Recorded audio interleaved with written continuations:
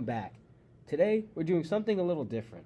We're taking two philosophers who lived about 2,400 years apart and putting them in a conversation with each other.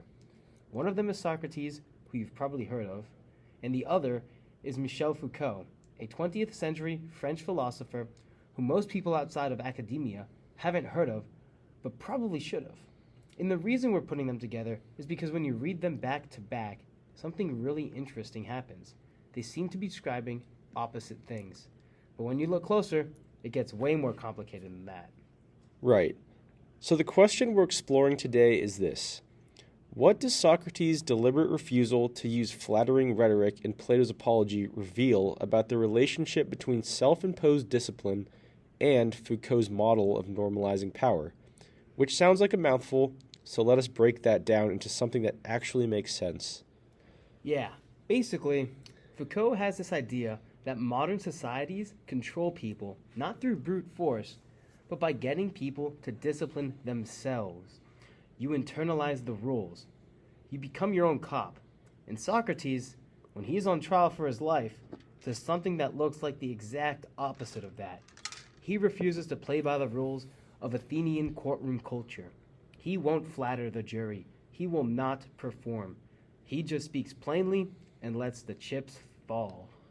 But here's the twist that we kept coming back to as we worked on this. Is Socrates actually free of self-imposed discipline, or does he just have a different kind of it? Like, is he answering to a different tower, philosophy, truth, the gods, instead of the Athenian crowd? That's what we really want to dig into today. So let's start from the beginning. Let's talk about Foucault. Okay, so Michel Foucault's essay Panopticism comes from a longer book called Discipline and Punish, published in 1975.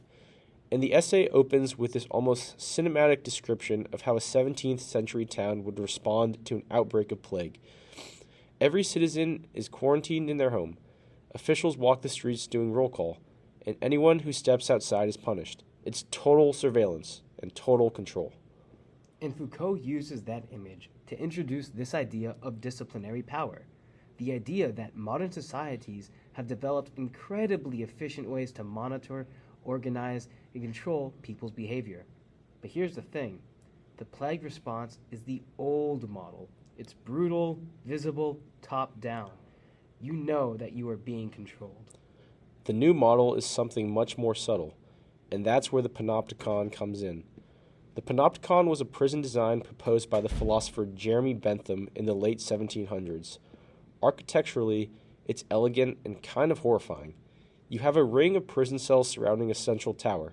The cells are backlit, so prisoners are always visible from the tower, but the tower itself has Venetian blinds, essentially. The prisoners can never see whether there's actually a guard watching them inside. And this is the genius of it, according to Foucault, because it means that prisoners can never know when they're being watched, so they have to act as if they're always being watched. Foucault writes that the panopticon creates, and this is a direct quote, a state of conscious and permanent visibility that assures the automatic functioning of power. The prisoner becomes their own guard. The system runs itself. And Foucault's massive claim is that this logic has spread everywhere, and it's not just about prisons. Schools, hospitals, factories, military barracks, these are all institutions that operate on similar principles of surveillance, hierarchical observation, and what Foucault calls normalizing judgment. That last one is really important. Can you explain normalizing judgment? Because I think that's the piece that people might miss when they first read Foucault. Yeah. So normalizing judgment is the mechanism by which disciplinary power doesn't just watch you. It compares you to a norm, ranks you, and pressures you to conform to that norm. Think about grades. A grade isn't just feedback. It's a ranking system that tells you where you fall relative to everyone else, and it creates pressure to move toward the norm or above it. Think about performance reviews at work, or think about follower counts on social media. Right. And the key thing is that you start doing this to yourself. You don't need the institution constantly breathing down your neck. You've already absorbed what normal looks like, and you monitor yourself against it. That's the self-imposed piece.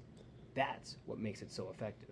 So, to summarize Foucault's model, disciplinary power works by making people visible, comparing them to norms, and getting them to internalize that scrutiny so thoroughly that they regulate their own behavior automatically. The tower doesn't just need to be occupied. The gaze doesn't need to be real. It just needs to be possible. Okay, so now let's talk about Socrates. The Apology is Plato's account of Socrates' trial in 399 BCE. Socrates has been charged with two things: impiety, which is not believing in the gods of Athens, and corrupting the youth of the city. The penalty, ultimately, is death, and the apology is his defense speech. And the first thing Socrates does in that speech is something really remarkable. He basically apologizes, not for what he's accused of, but for how he's going to speak. He tells the jury, "Don't be surprised if I speak plainly, in the same way I usually talk." He says he's not going to use the kind of elaborate, emotionally manipulative rhetoric that Athenian juries were used to hearing from defendants. Which is wild, right? Because the whole point of defense speech in Athens is to persuade the jury. That's the game. You hire a speechwriter, you craft something emotional and convincing. You maybe bring your weeping children to the front of the court for sympathy. That's what everybody did. And Socrates explicitly refuses. He calls this kind of flattery unworthy, not just strategically bad, but flat out wrong. For Socrates, the goal of speech is not to persuade through emotion, but to pursue truth through honest argument. He says, essentially, "I'm going to tell you the truth, even if the truth gets me killed." And then he does exactly that. He doesn't just refuse to flatter, he actively antagonizes the jury at points. He famously suggests, after being found guilty, that his punishment should be free meals at the Prytaneum, which was the honor given to Olympic athletes. He is essentially telling a jury that just convicted him that he deserves civic celebration, not punishment. Which is philosophically consistent but socially suicidal. And what's important to understand is that Socrates isn't doing this because he wants to die or because he's given up, but he's doing it because he genuinely believes that the philosophical life, the life of honest inquiry and honest speech, is the only life worth living. He says it directly: the unexamined life is not worth living. So his refusal of rhetoric isn't just stubbornness. It's a principled, philosophical commitment. He has decided that there is a right way to use language in pursuit of truth, and a wrong way in pursuit of social approval. And he will not cross that line, even under the most extreme possible pressure. And here's where it starts to get interesting in relation to Foucault. Because Socrates is standing in front of the ultimate panoptic gaze, 500 jurors, all of Athens watching, his life on the line, and yet he still refuses to normalize his behavior. He refuses to produce the kind of speech that this institution demands. So on the surface, Socrates looks like a total refutation of Foucault. Foucault says disciplinary power gets people to discipline themselves in line with social norms. But Socrates is disciplining himself, but explicitly against social norms. He's using the pressure of the situation to go harder on his principles, not to soften them. And that's a real tension. If Foucault's model is that surveillance produces docile bodies, people who conform, then what do we do with someone who becomes more defiant under surveillance? Someone who uses the gaze as an occasion to demonstrate their principles rather than hide them? I think one reading is that Socrates just breaks the model. He's the exception that proves the rule. Foucault describes how disciplinary power works on most people, most of the time, and Socrates is genuinely unusual.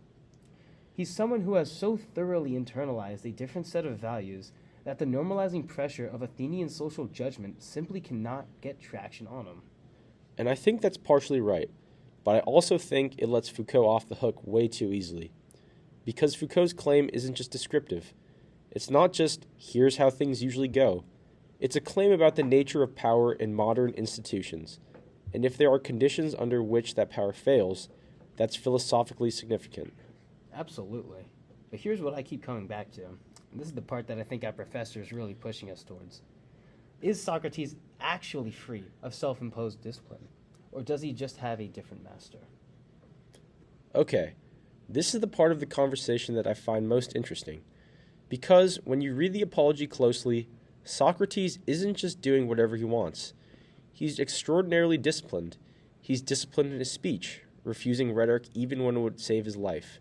He's disciplined in his thinking, committing to logical argument even when emotion would be more effective. He's disciplined in his lifestyle. He's famously poor, famously indifferent to comfort, famously dedicated to philosophical practice above everything else. Right.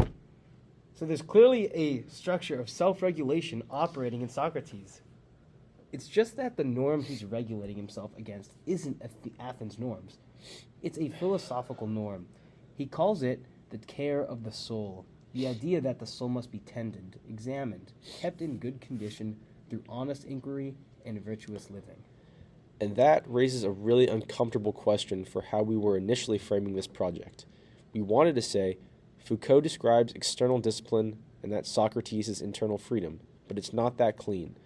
Socrates has his own tower, and it's just that his tower is philosophy, or the gods, or the truth, rather than Athenian social judgment. So maybe the real distinction isn't between discipline and freedom. Maybe it's between different sources of discipline.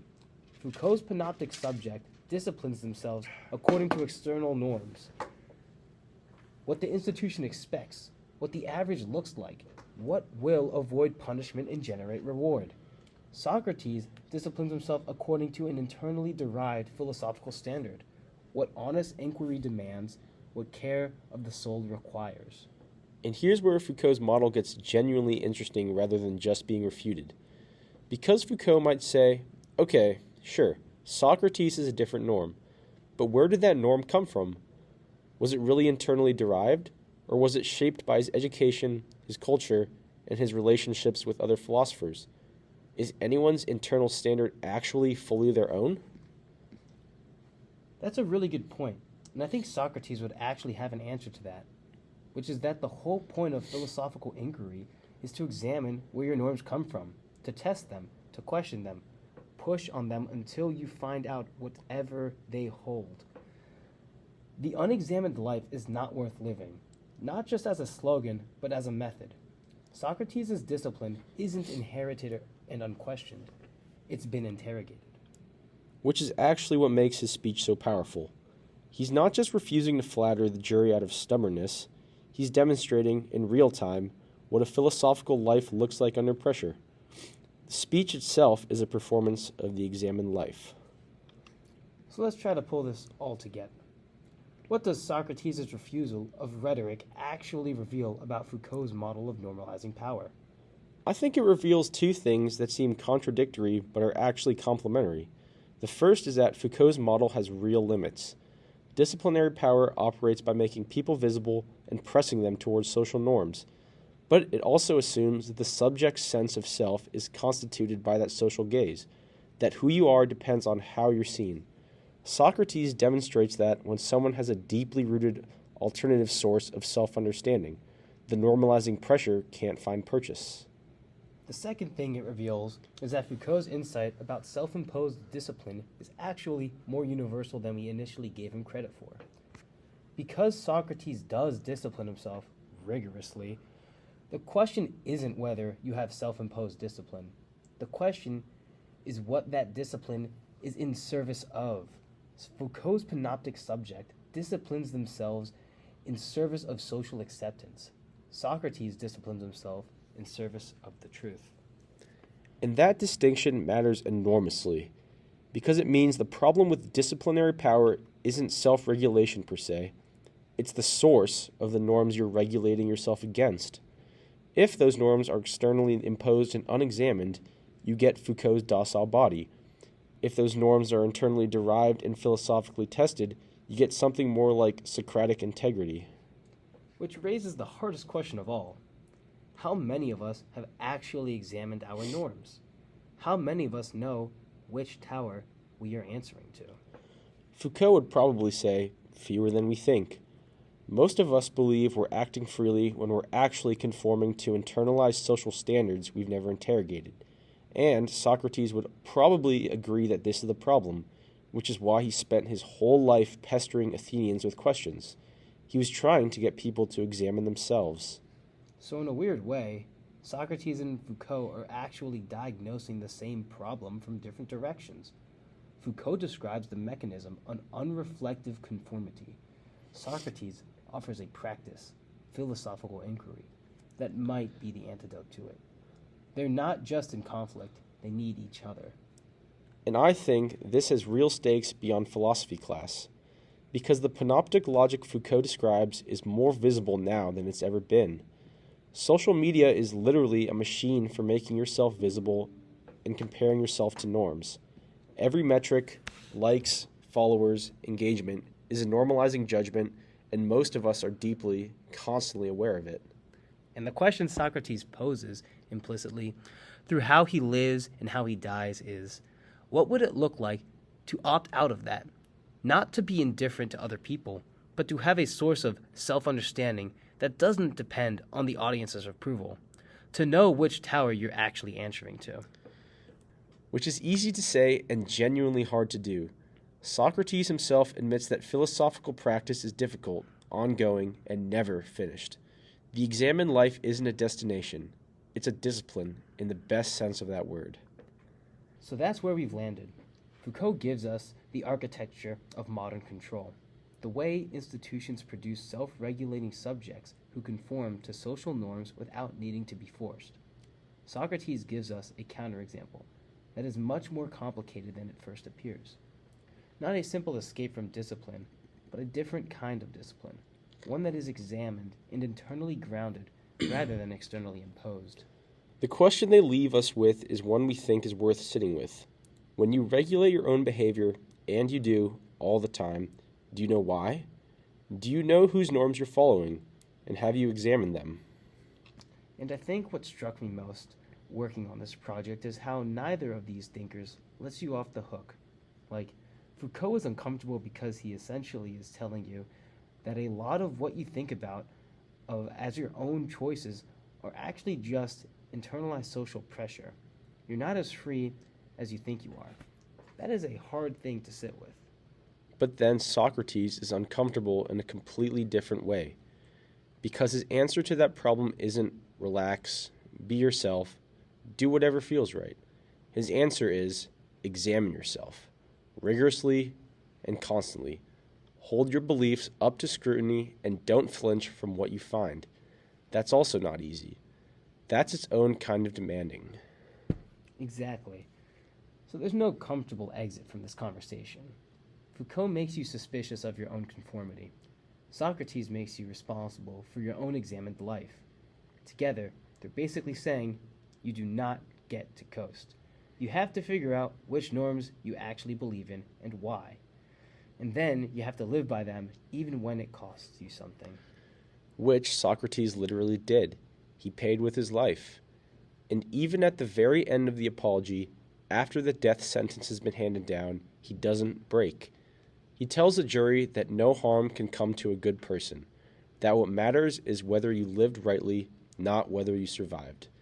That's either the most admirable thing you've ever heard, or it's completely insane.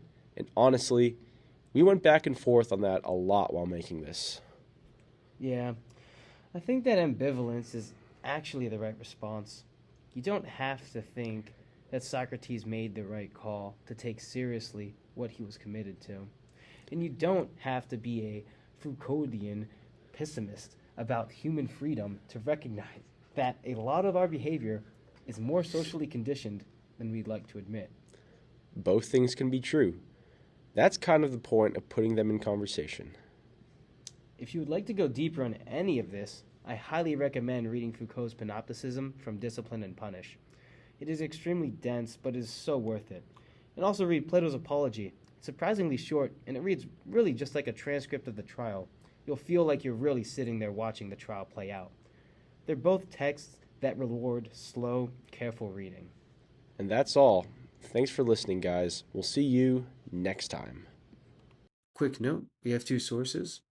First, we have Plato's Apology, which accounts for Socrates' defense in his trial.